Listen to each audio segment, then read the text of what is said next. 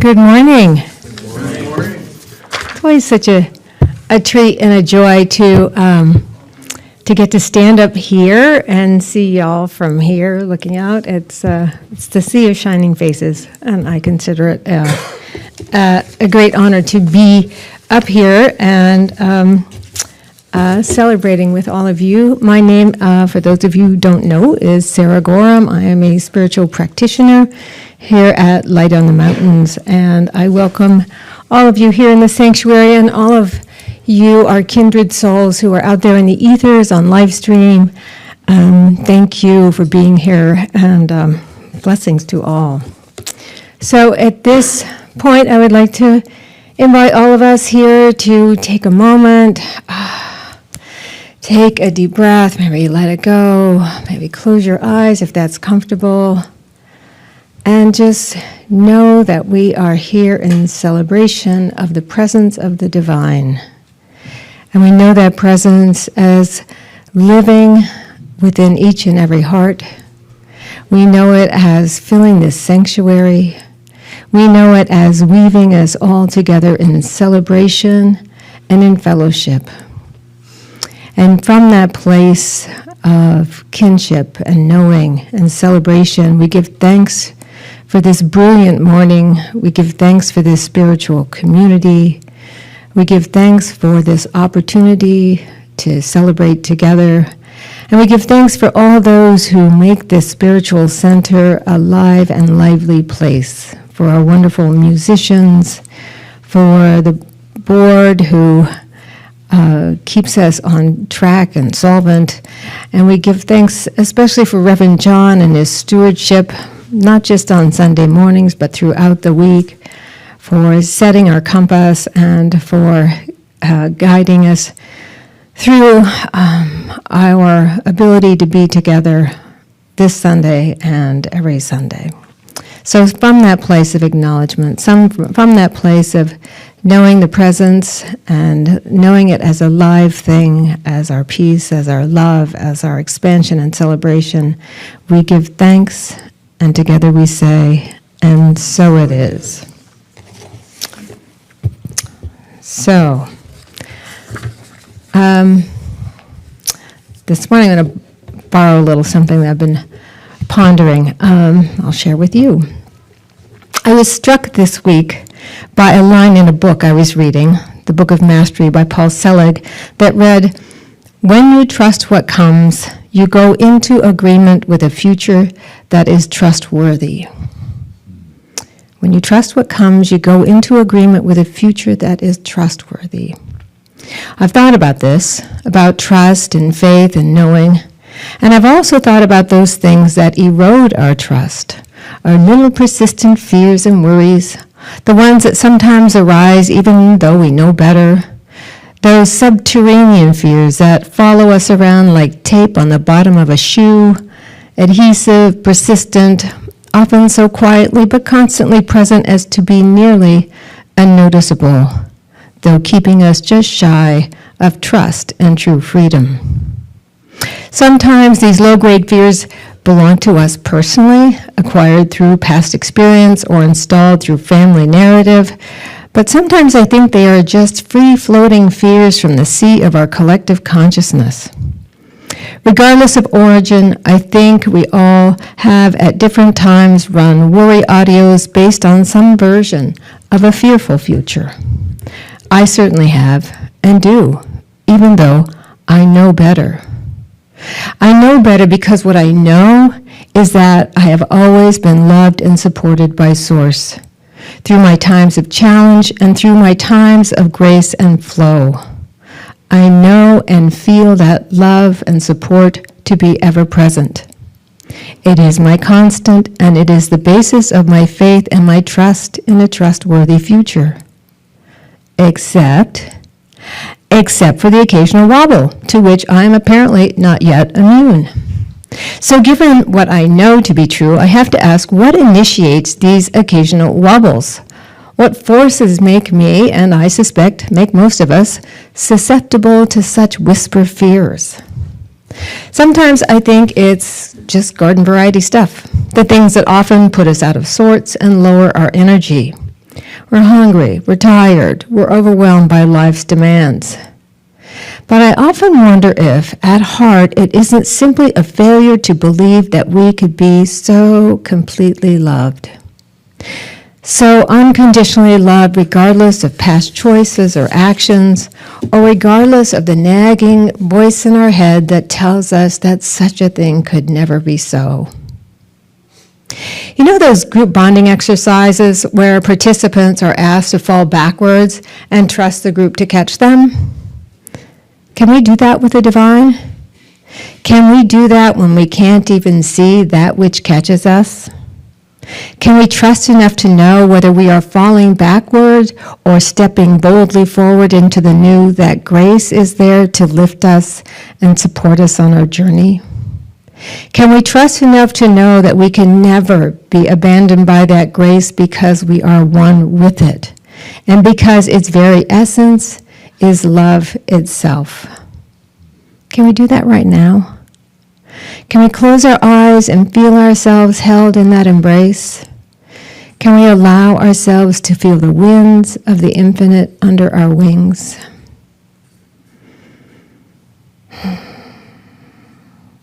This is our birthright, every one of us, to be so loved and to be supported by that love regardless of what life brings our way.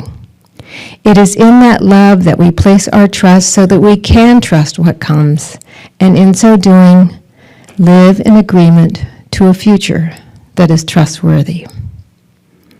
Blessings to one and all. We are loved. We are loved. We are loved.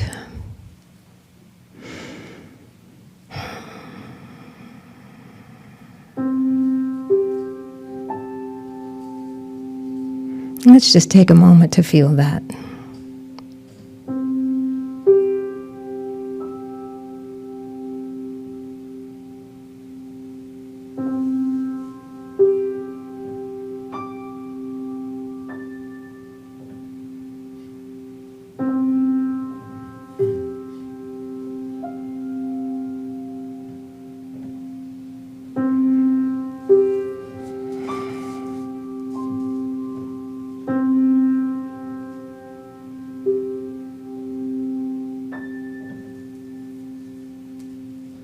And so it is.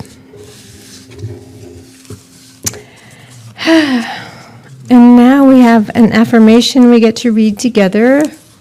You will find it on the insert in your program. It is in red, right under where it says Affirmation for September. So let's read this together. I experience a state of conscious expectation, knowing that I manifest my highest and greatest good at all times. And now, speaking of our many blessings, we have special music by our special musicians. There we go. Good morning.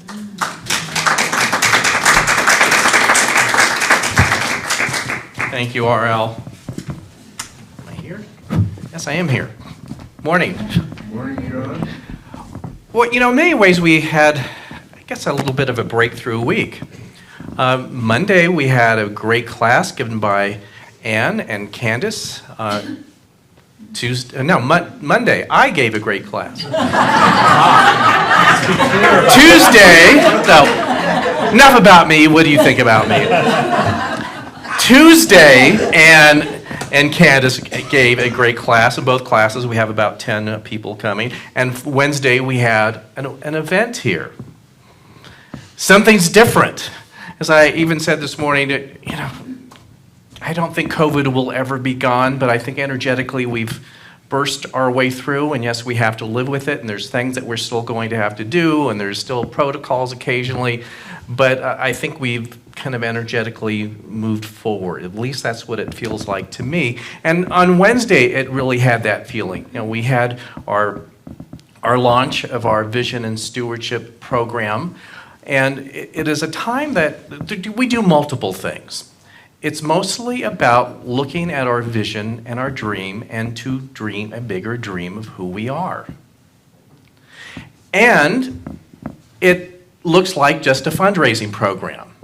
And I just want to talk about that a little bit because there's so much weird energy around spiritual communities, faith communities, when we start to go into a fundraising mode. And for good reason.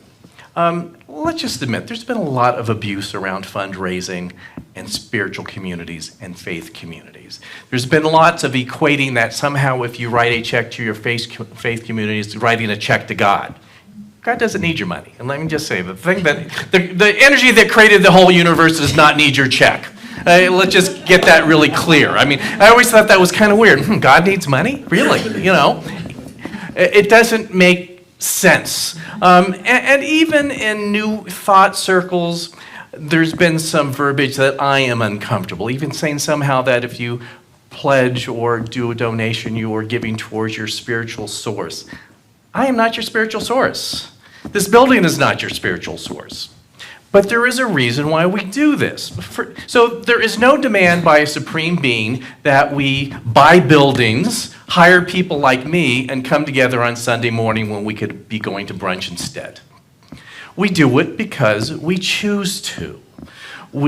I personally believe that there is great value in coming together in spiritual community and to seek together of how do we raise our vibration and consciousness to not only make our lives better, which we do, that's a great thing that happens, but as we are elevated and just show up in our daily lives, we make the world a better place. And that's not an egotistical thing. It doesn't mean that we are spouting off platitudes while in line at Atkinson's.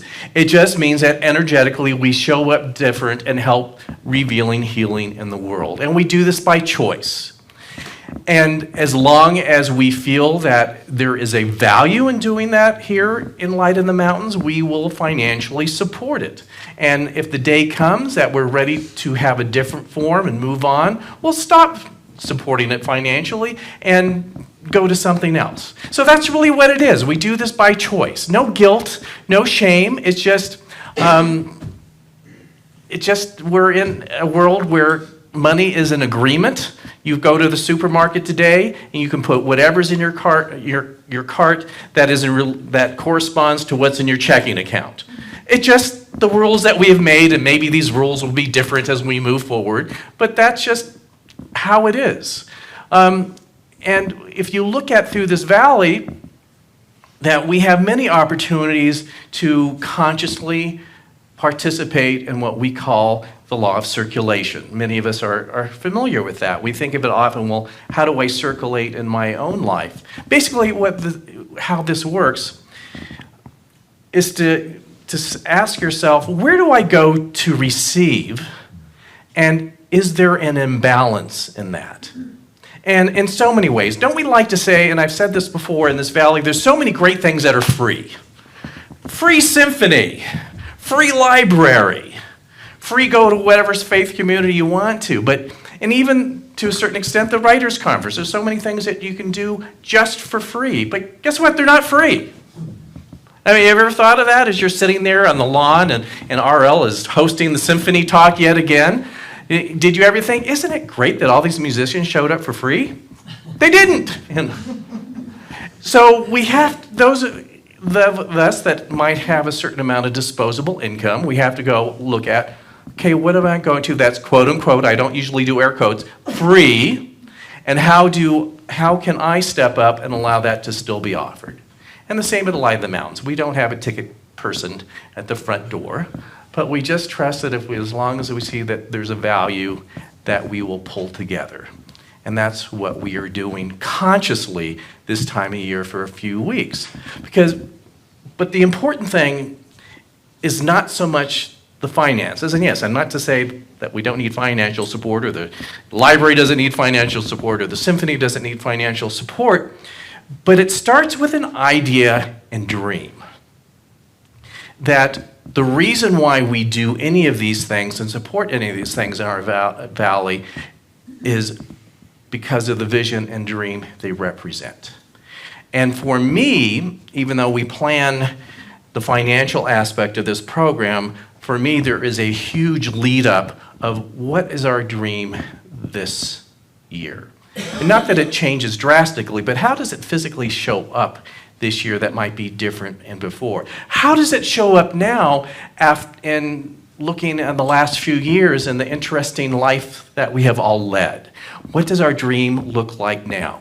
And the one thing that I've become so clear on, so much more clear than ever before over these last years, is how it is so important to look at the dream and vision even more so than the financial aspect. And again, yes, you need the financial aspect, but we get it backwards, I think, as human beings. We think that unless if we have the right people and the right funding showing up and lined up, we can't even begin to dream. But it's actually the opposite. That first you have to grow the idea or the dream, and once you do that, it starts to attract support. But we become fearful and we forget that. Haven't you all done this? I've done this before, that you get this amazing idea about your life or for your family or something that would just be, again, amazing to take place. And you start to dream about it, and it just, you almost get intoxicated with the idea, and then we stop it. We say, well, I don't have the money for that. I don't have time off to do that. How am I going to do that? I live here, and this thing would have to take place over there. And we just put the kibosh on it right away. But we think, well, let me put the dream over here, and then we'll start talking about funding and all that sort of thing. And not to say that you don't address funding, because you do. We're not, it's not magic where it just poof comes into play. But what gets this going is the larger thing, the idea of why we're doing it. That when it comes down to just the financial support, or even in your life, gee, I need a job with more money. Why? What are you going to do with that? I don't know. It just seems like we should have more money. More money is always good. But what is the idea out there that's saying that it would be appropriate to have more financial support or other type of support? And to stay into that idea, what is the reason why we are here? What is the larger dream here? And anything significant that any of you have accomplished in your life, that not just nuts and bolts, where you just feel proud of what you did, you feel amazed by what you did, you stayed in the dream more than you did in what you thought you needed to support the dream. You just naturally stayed in that space. And yes, you got to check in. Yes, we do need to look at funding. We need to do this. We do have to go A, B, and C to do this. But you did it because you stayed in that, let's call it the dream state of, it would be amazing, wouldn't it? I have seen this played out so many times everywhere, but especially here. And I've given this example many times. Of course, we've been through a couple big challenges here because the world has been through some big challenges. We're not immune. Higher consciousness does not mean that you just float and don't ever get affected by anything. And the example I love to give in 2008, when we went into a very deep financial recession, and it affected everyone. And we talk about financial support, and our financial support really dried up in many ways. And not that anyone didn't care. Everyone was like, oh my God, I don't know what we're doing. I have no idea what's happening here. And of course, it is so easy to go at that time into fear, like, okay, as you're sitting with the treasurer and the bookkeeper, bills this much, donations this much, and that's my graph, this, and it's so easy to, at least for me, like, oh gosh, what are we going to do here? And I even knew that. I said, yes, we have to deal with the stewardship things. We're not going to pretend it's not and have magical thinking. But I thought, first and foremost, we have to continue to do the work we're here to do and to know that is the most important thing that we are here to do. And much of it is actually doesn't cost any money to do. And that for all of us at that time to stay enlivened by the fact that we are a spiritual community and we have work to do in the world and we do it whether it's funded or not. If the building falls down, burns down, goes away, there's that work to do. And first and foremost, regardless of what's happening in the physical world, you do what you're here to do. And I still don't know how we made it financially through that time. I don't know. I don't know how the money showed up. I know I didn't come to work and find like little magic bags at the front door. I don't know if I've blocked it out, but somehow it happened. And so that brings us to a different type of perceived lack these last few years. I guess a lack of not so much financial lack, but I guess human resource lack. Nobody was here on Sunday mornings. We had the crew of 5 every week, and all of you, and we just talk about trust. There's got to be people out there. You know, we keep showing up to do this. There's got to be people out there. And in fact, it was so funny, not funny, but interesting. The 5 of us, different 5 every week, we'd almost like to each other every week. It's like, oh my God, there's people here, and I get to talk to you, and I get to be here. And it was, and you know, I mean, talk about a feeling of lack per se, because the dream and vision that we had didn't seem to be in alignment with the resources that we were given to work with at the time. And so what did I learn from 2008? You just keep doing the work, even in ways that seem odd. And who thought we'd be on Zoom 20 hours a week? Oh my God. I mean, like Zoom bottoms, like, oh, I can't sit here anymore. And that's a new phrase, I just made it up, Zoom bottom. You can use it, you know. But as I said on Wednesday was such a great coming together. We had a full house of people just coming together to dream, basically.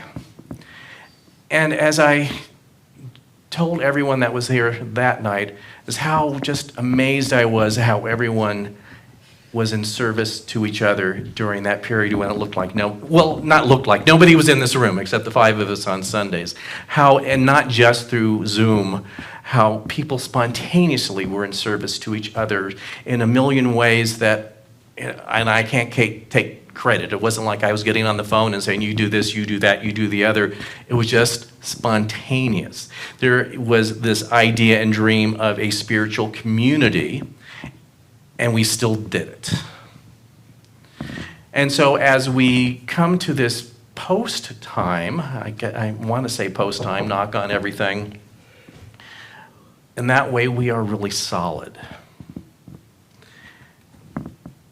We're solid in consciousness because of what we did and continue to do, even though appearances would have us believe that we couldn't. So I want to just read something through Howard Thurman that I put in my blog this week, and it's about our dreams. And it's so important. It says, our dreams belong to us. They come full-blown out of the world in which we work and hope and carry on. They are not imposters. They are not foreign elements invading our world like some solitary comet from the outer reaches of space. No. Our dreams are our spirit, the vital part of us. They become for us the bearers of new possibility, the enlarged horizon, the great hope. Even as they romp among the stars, they come back to their place in our lives, bringing with them the radiance of the far heights, the lofty regions, and giving to all our days the lift and the magic of the stars. I just love this. I'd never come across Howard Thurman's writing of this before. And so in our dreams, though, there's obviously work to do. I mean, so what is the vision and dream that we never veer from here? I mean, it shows up in different ways. There's many activities that we do. First and foremost, it is to know that we come together for support in elevating our vibration and growth in consciousness and to invite what we call in the Christ consciousness into our being. And it's Christ, not quote Jesus, nothing wrong with Jesus, but it's this understanding that we are one with all there is. The power and creation of the universe is within us at all times. And as we become more aware of that, not just aware, but live that idea and concept, we show up as healed human beings and change the world. It's a pretty big dream, isn't it? That's what we're here for. It's done individually. One thing that often is said in New Thought philosophy and making comparisons to Christianity, and I don't do this to say that one is even better than the other, it's just one is one and one is the other. There is this idea in Christianity where Jesus came and will come back some other time. You know, like, I'm back, let's get going again. In New Thought, we say that, in a sense, we believe that, but it is an individual awakening. That it happens on a person-by-person basis, not because he came and knocked at your door. It's because what he taught suddenly became enlivened and one with who you are. That what we call awakening or nirvana. It's just like that sense of the creative spirit of the universe is not just an intellectual acceptance, but it is something that you live. So that's what that is, in a sense. And that's what we are here for. It's pretty big. It's a big goal kind of thing. So that is the big reason why we're here. And there's work to do with that. An obvious one is that we have to change our understanding of who we are as individual spiritual beings. We have to take that idea away from the intellectual and embody it in knowing of who we are. And, in a sense, it is a remembering of who we are and a letting go of who we thought we were, which can be tough at times. And it's funny how this letting go of who we were, there's a couple things in there. One sounds maybe more difficult than the other. I think we're all familiar with the idea of letting go of negative ideas we have about ourselves, or what we call false beliefs about ourselves, about worthiness or unlovableness or being incapable or some way. We've talked about this many times, and we were on that road to some degree. But we also have to, in this invitation of the Christ consciousness, let go of even, in some ways, the good things that we label as good from our past. You know, memories that are wonderful from the past can hold us and anchor us to the past just as much as a false idea and belief. One thing that I thought quite a bit about during the height of our lockdown, when nobody was here basically, I missed who we were when I first came here. I can't tell you how much I missed it. For those that were here, remember how exciting that was? That this congregation dreamed a bigger dream, and after years of saying, no, we can't, we don't have enough money, they just did it. And there was this thrill and excitement of being so attuned to a greater possibility and dream. I mean, it was infectious. It was amazing, and it was wonderful. And as I sat here in this building alone for weeks on end, I thought, boy, I miss that. I miss who we were at that time. I miss the excitement. I miss our being together with such a great sense of purpose. And it's easy to take things like that and to use it actually as a barrier to move forward. I mean, have you ever done that before? There was something so great that I could never live up to that great thing ever again. And so even part of that, as we kind of embrace a bigger idea of who we are, to bless and let that type of thing go. I think the COVID was really an amazing opportunity spiritually to have a time out and just ask ourselves, what's important now? What's the big dream now? Great dreams have happened, but what's the dream now? And of course, there's just been so exponential change socially, people reevaluating every part of their lives. It's amazing what can happen when you listen to that still small voice and to react to what you hear.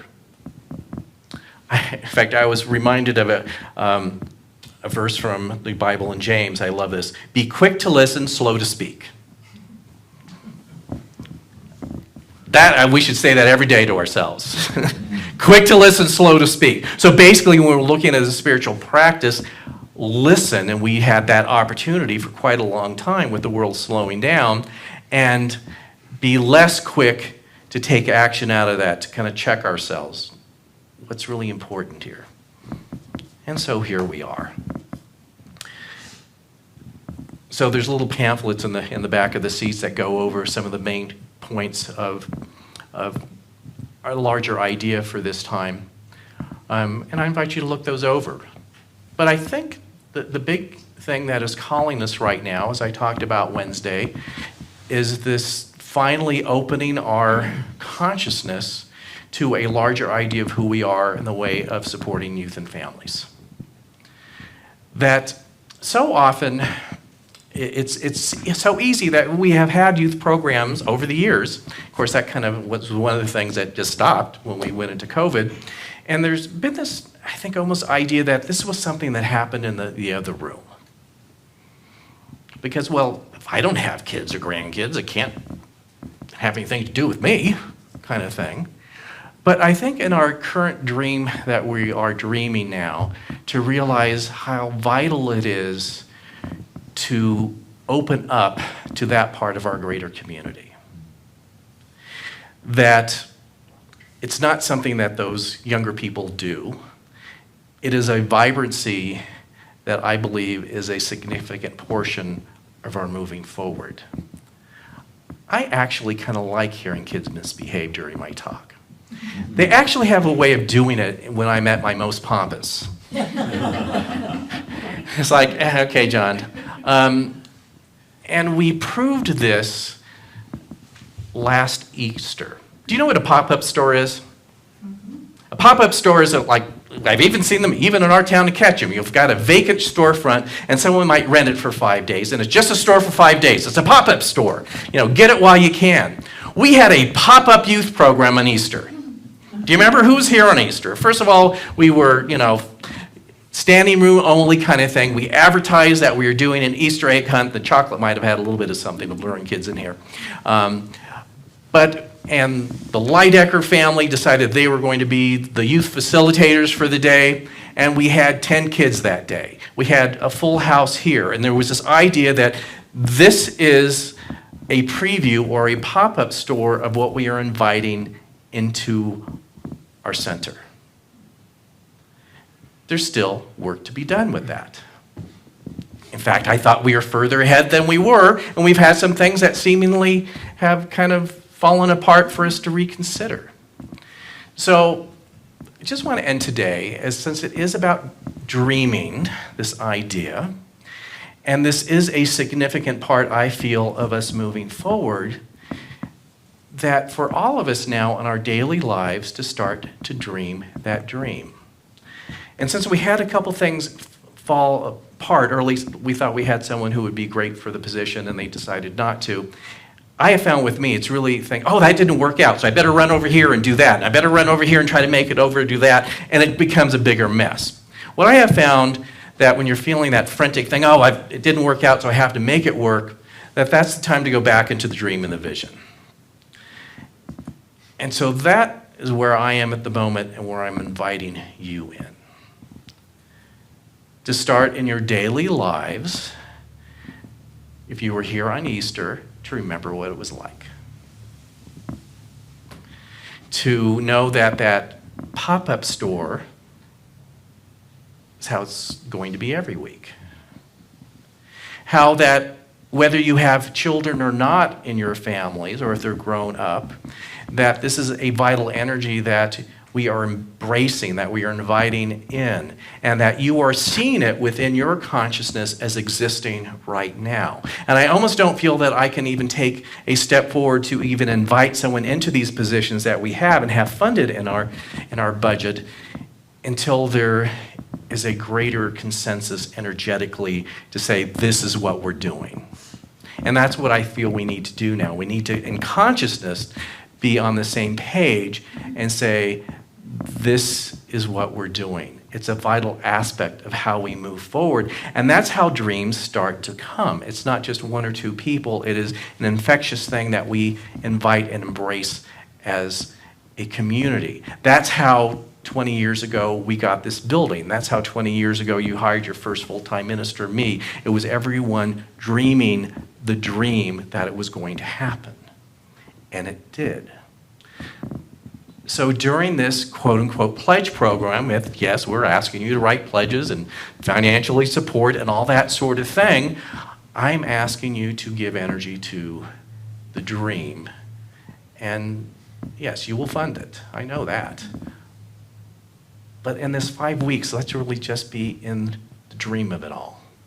And know that there is great work that is coming through this. That, again, I energetically feel like we have popped through being, in a room with nobody and everyone only at home. That the time out is over.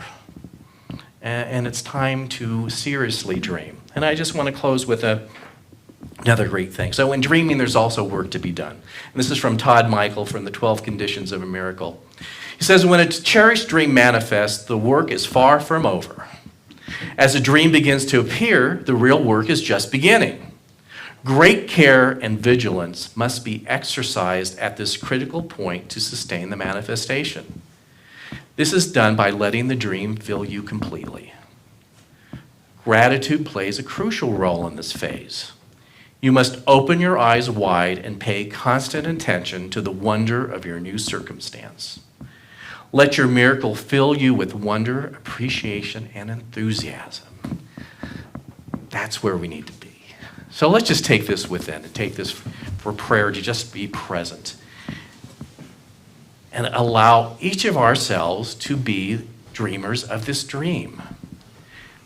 Amazing things are happening right now in both consciousness and in the world of the physical.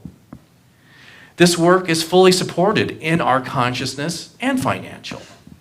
We are opening up and allowing the next phase of who we are evolve and be present. We are fully on board. We are fully energetically on board, and we allow it to happen. And we know through this that everything that needs to show up as parts of this puzzle show up in time and on time. We'd like to say it's a miracle, but it's not. It is just the way things work. And we allow it to have its natural course. And so we express our gratitude and thanksgiving up front, even if there are things that we don't yet see. We know that it is there. And in this thanksgiving, we let it go.